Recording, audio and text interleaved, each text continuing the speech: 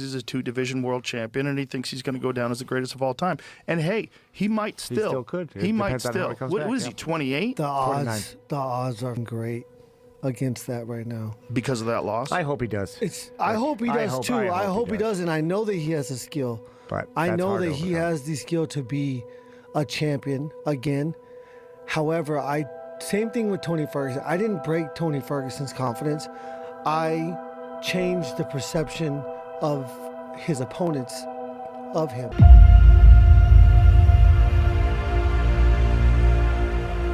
So after destroying Ilia Topuria at UFC Freedom 250, Justin Gaethje has finally had his first interview. Went on Joe Rogan's podcast, and there's just a lot we have to cover. He talked about how he mentally broke Ilia Topuria and how he physically broke Ilia Topuria, and he makes a bold prediction concerning Ilia Topuria's career. And we'll also get into the injury updates from Ilia Topuria. He said a lot, revealed a lot, which I feel like we need to get into. And he also talked about his life and things that have happened in his past. So first off, I just want to say congratulations to Justin Gaethje, man. Look at how fresh this guy's face is. And then compare him to Ilia Topuria. Absolutely crazy. Let's get into the interview. There's a lot to cover here. And I said it before the fight, Ilia, like, I said so many true things to him, and I think it's such an asset to tell someone the brutal truth, especially someone like him, because it pushes them farther away from the truth. Even if I tell him the exact truth and exactly what's going to happen, and you're making a mistake by having all these expectations, and when we go to round 2 and when we go to round 3 and it's not going as you predicted it or wanted it to or expected it to, then where do you go from there? And I said that exact thing to him, and then that pushed him farther away from it. And it's almost like you wanted to prove you wrong. Yeah, he wanted to prove himself right. I mean, he's saying facts there. Ilia Topuria, the guy always claims he's going to knock out his opponent in the first round. Fair enough, he's been pulling it off, right? He's been doing it over and over again. But Justin Gaethje posed a real serious question. If something happens and you don't take me out in round 1, where do you go from there? And you can see with the way that fight played out, it seems like Ilia Topuria didn't have a plan B. Right? He wanted a highlight knockout. He kept moving forward, trying to get that knockout, and it just wasn't working out. Literally, Ilia was just being stubborn, kept on going forward, eating jabs, eating shots. He believed in himself that he was going to get a knockout. And to be fair, he almost did. He almost took out Justin Gaethje in round 2 with the body shots, actually dropped him, and they're going to get into that as well. But he didn't succeed, gassed out, and it just went downhill from there. And he was unwilling to be open to opinions, and because obviously I don't know him, he knows him better than himself. But I got here because I am coachable. I got here because I listen. I use every like I posted yesterday. Every person, place, or thing that has happened to me or for me has ultimately molded my mind and my body to be able to deal with the situation that happened on Sunday night. And I can pull so much experience from the past, my losses, my wins, setbacks, failures, accomplishments. There is so much to learn from it. Every day is a learning experience. Shout out to Justin Gaethje, man. At the end of the day, one of the biggest factors that played in that fight was the toughness. Ilia Topuria pushed himself to the limit, tried to finish Justin Gaethje, and even in that, Gaethje did not break. When the tables were flipped, Justin Gaethje broke Ilia Topuria. One of the most defining moments in that fight was in round 2 when Ilia Topuria pretty much almost finished Justin Gaethje, and Gaethje just showed his toughness, honestly speaking. But there's something Trevor Wittman said which was really interesting, explaining how that was the defining moment in fighting, honestly speaking. Let's take a look at what he says here, because I think it's really important. The 2 body shots before that left hook to the liver, that the sound it made was crazy. That last one was clean. It was precise and deep, but you could tell it was already there. But if he didn't put that pressure on himself, and this is what I mean by mistake, is like when you come out, you have to know that you're going 5 rounds. When you get tired, that's where the worst decisions happen. That's one of my big things as coaching, is we get someone tired and then we make them make bad decisions, and then we capitalize on those mistakes. Justin was able to stay so composed here with being speared to the body. And when you take a liver shot, it is way different than the headshot. A headshot's like taking a shot with your buddies at the bar. It's like, hey, let's go. But you take a body shot, you're dying. Like your liver shot, you feel like you're dying. And Justin, all the decisions he made on the ground, from the triangle, from the armbar, from not being flat, so many good decisions were made in that scenario, and I do think it was a mistake. Obviously, there's so many different ways it could go, but those type of moments in fights are what make fights great, is overcoming obstacles. And he had set that up. He had said it. He's like, hey, I'm going to overcome anything. I'm going out there to put the worst thing out there. Like, what are you going to do to me? I've already been knocked out the last second of a freaking huge fight by Max. Like, I mean, facts. Justin Gaethje has already lost in the last second. Now, to be fair, with his fight against Max Holloway, he was pretty much losing that fight. I always talk about how that fight was actually not interesting, but it was the greatest knockout ever. But Justin Gaethje has been through wars. He's been through the pressure. He's dug deep. He's lost his comeback. So, like, there just wasn't anything that Ilia was going to do that would destroy Justin Gaethje's ego or his career or the way he sees himself as a fighter. But it's the exact opposite for Ilia Topuria. I mean, Ilia has always had problems with eating shots. We saw it with Volkanovski. Volkanovski kept tagging him until he got the knockout. Max Holloway kept tagging him till he got the knockout. Jai Herbert kept tagging him till he got the knockout. Unfortunately, he ran into someone like Justin Gaethje, who is just someone you shouldn't be eating shots from. When Ilia did exactly what he does every time, Justin Gaethje refused to break. And Ilia has just never seen that before. They're not going to help him in that moment. Yeah. There's no pulling him out. That's fighting. Fighting is mentality. I look at this like there's techniques out there and there's things like that. What makes this sport inspirational and makes someone that want to go out there and beat cancer because they were inspired by a fighter, it's not the technical piece. It's getting back up. And it's okay to get knocked down. I love watching people get knocked down because my favorite part is seeing how they get up.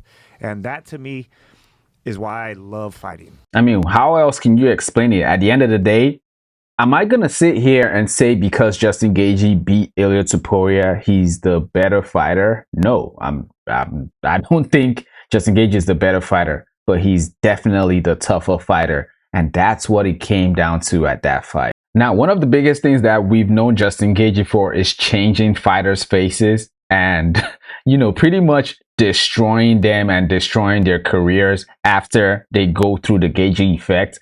And he says something really interesting and unfortunate for Ilia Topuria. Justin Gaethje pretty much saying Ilia Topuria's career is over. Let's pay attention and listen to exactly what he says, because I think it's really important. That was a 2-minute sprint for him. Yes. Yeah. But full out, full power, everything full power, every punch full power. You can't even train for that. Can't. You got to have spots. Right. And he didn't. He was just unloading. I mean, that's a young man with a tremendous amount of confidence. For context, they're talking about the sequence in round 2 when Ilia Topuria gave it all out, almost finished Justin Gaethje, landed the body shots, and then tried to find a submission any way he could, but he just gassed out. Because he's a 2-division world champion and he thinks he's going to go down as the greatest of all time. And hey, he might still. He still could. He might still. What is he, 28? The odds are fucking great against that right now. Because of that loss? I hope he does. I hope he does too. I hope he does, and I know that he has a skill. But I know that he has the skill to be a champion again. However, same thing with Tony Ferguson. I didn't break Tony Ferguson's confidence. I changed the perception of his opponents of him. And that is a huge factor when you go in there. Like, who are you fighting? What do you figure? Before this, he was a guy that you couldn't get through, that you couldn't push through, you couldn't survive with. And once I showed people that all you gotta do is get through that, then nobody's ever gonna go in there with thinking that he's unbeatable now. You know, and that was his identity. And, that's going to be such a tough task for him to fight people that aren't scared of him. He laid it out perfectly. So Justin Gaethje is not out here bragging, talking about I broke him and that was the end of him. That's the Gaethje effect, right? He's talking about changing the perception of how other fighters view Ilia Topuria, because he had that aura, right? Undefeated. The guy says he's going to knock you out in round 1, round 2. He goes out there and does exactly that. Very well-rounded, has equal submissions to his knockouts, just a finisher. So he's a scary fighter, but now we've seen that aura decline a little bit. Decline a lot, honestly. I'm being generous there. We've seen it, right? Not only did he lose, he got his ass handed to him, man, if I'm being honest. And that is going to affect the perception of how fighters see him going forward. And I think Justin Gaethje pretty much laid it out there. But before we keep going, let's take a quick look at Ilia Topuria's injury updates, because I think that matters in terms of trying to see where he goes forward with his career. Ilia Topuria handed 6-month suspension after brutal UFC Freedom 250 loss to Gaethje. Ilia Topuria suffered major injuries to his face in his shocking loss to Justin Gaethje at UFC Freedom 250. As a result, Topuria was handed a mandatory 180-day medical suspension following the loss. The defeat and mandated rest likely means Topuria is done competing for the year. This is the detail of the injuries: a non-displayed fracture on both orbital bones and a broken nose. No surgery needed, but maxillofacial clearance is required. Topuria reportedly lost vision in both eyes by round 4, prompting his corner to stop the fight. The injuries actually look worse than they actually are. I'm glad he doesn't need surgery, because I was really worried for him. When I broke down the fight after, I was like, man, I don't know if Ilia is going to be able to come back from this, right? Justin Gaethje changed Tony Ferguson's face. He wasn't able to come back from that. Justin Gaethje changed Paddy Pimble's face. We're yet to see how Paddy comes back from that with his fight with BSD. And now we have the one with Ilia Topuria. And if we're comparing all of them, Ilia kind of looked worse. Again, both his orbital bones were displaced, but he doesn't need surgery. So I think he's going to have a good healing. And I think he's going to be back, honestly speaking. But it's really interesting to see how other fighters perceive him in his next fight. Now, the last clip I'm going to play here before I get into more details with Ilia Topuria is what Justin Gaethje said, confirming what a lot of fans have been saying. Now, of course, Ilia Topuria ended up quitting, but it's not like he said he wanted to quit. He said he couldn't see, but then later on, after round 3, I think his brother is the one who threw in the towel and said, yeah, no mas, right? Because Ilia was done. Ilia pretty much quit. Listen to what Justin Gaethje says here. And then we have Goddard come out and say, Thank hey, you are. God for Mark Goddard. Yeah. Okay, because if it wasn't for Mark Goddard, if another less experienced referee, you think he did? He wanted out. Yeah. You know for a fact you do not ever as a fighter say I cannot see. It's over. Right. And he was counting on that. He said he had already stated it. He didn't need to say it again. He did not think they were. I don't think he thought they were going to. So send him you back think out there. that he called Goddard a turkey internally? He was like, when he said, "Oh, you're going to go fight," he was like, "Hey, I was playing." In that moment, he just like, I've done. You know, I've tried, and it might have been like, the little devil on his shoulder trying to get him out, and then he reevaluated and rethunk it and understood that he had to keep fighting. Did you say thunk? Thunk it. Rethunk it. Dude, that's But I think really? That's a real word. I stopped. No. Justin Gaethje there inventing words, but I think that's interesting, man. Gaethje's pretty much saying Ilia wanted to quit. He wanted out.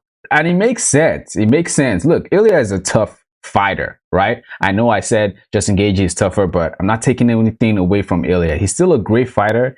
He's a tough fighter. He just entered a situation where he never really imagined himself, right?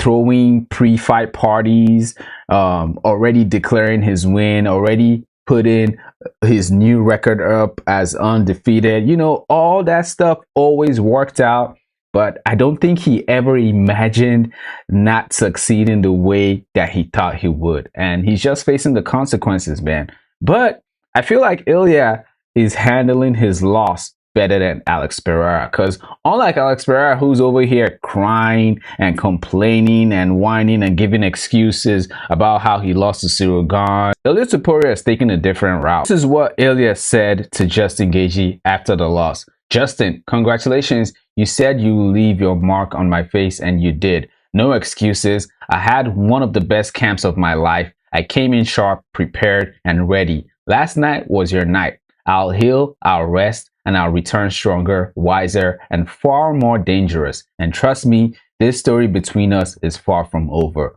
We will have a rematch. I like his mindset, his humility. He's actually humble in defeat. And I think that's what's going to play the most part when it comes to estimating if he's going to come back.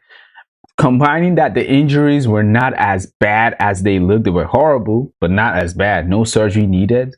Combining that with the mindset that he has, he's going to learn from his mistakes. He admits that he made mistakes. He literally said he was in the best camp of his life. So no excuses whatsoever. I think he's going to come back, man. I think Ilia is going to come back good. He's a great fighter. I think he's just going to learn from this lesson and he's going to come back. Hey, he might not, right? He may not come back. We might see a Tony Ferguson situation again. We're going to see how it plays out with Paddy. I think that's going to count a lot, but I believe Ilia will be okay. But let me know what you think in the comments. Do you think Justin Gaethje is over-exaggerating when he says the fighters Ilia is going to face is going to look at him in a different eye now? Or do you think he's going to come back and get back on his winning streak? Do you think the career of Ilia Topuria is going to change after this fight? Let me know what you think in the comments. Don't forget to like the video if you like the video. Subscribe to the channel if you're new. And I'll see you on the next one.